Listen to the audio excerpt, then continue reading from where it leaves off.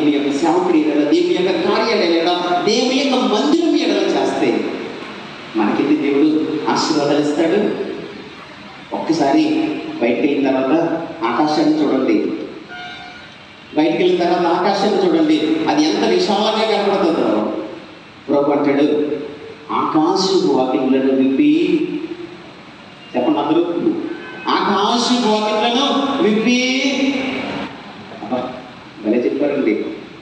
పట్టచాలనంత, ఏంటది, పట్టుకోలేనంత, పట్టచాలనంత విస్తారమైన దీవెనలు దేవుని మీద గుర్తించుకుంటున్నాడు. నన్ను స్తోత్రం.